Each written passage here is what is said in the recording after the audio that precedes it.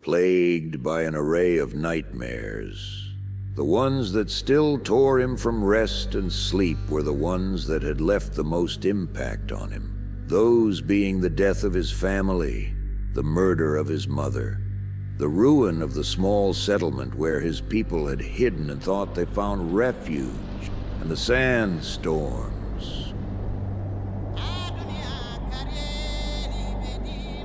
Oh yes, the ravenous and insurmountable sandstorms of the East had left him with horrifying memories and vivid, inescapable recollections and waking moments.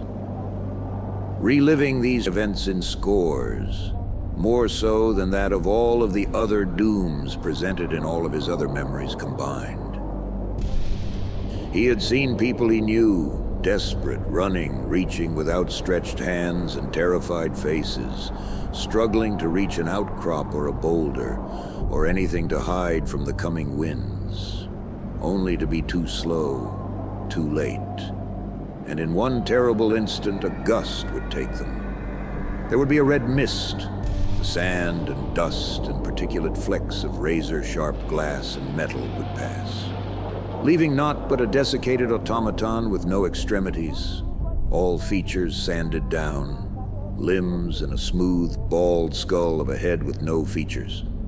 Sometimes just given enough time to realize what had just happened to them and that they weren't really there anymore, with dry stumps for arms and no face, they would try to scream, coughing up only bone fibers and dust before a second gust would come and do the mercy of carrying them off to be erased, made a small part of the vast predatory mass that was this living, haunting, man-eating type of sandstorm, which prowled the eastern desert in greater and greater numbers every year, slowly stretching their clawed, shimmering tendrils further and further west, searching for prey as they thirsted for any liquid. Blood, most likely. Why else such cruel and indiscriminate forms of near immediate desiccation?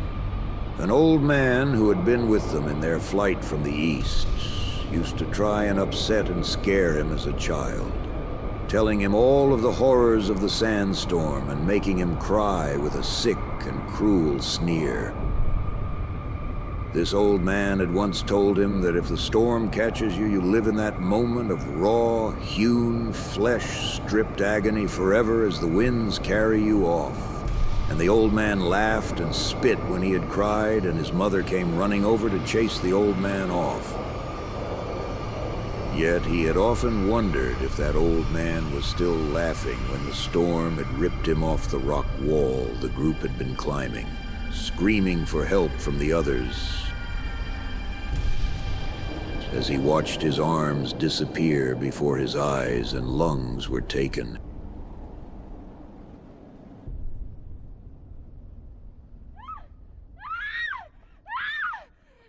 Is it any wonder that young Aziz often awoke, crying and screaming? Nightmares are different when you know the creature that holds you in a state of terror is real and has killed those around you before.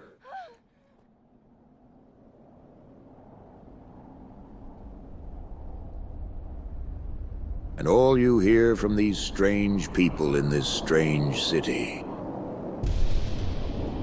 is that they keep seeing those same beasts on the horizon.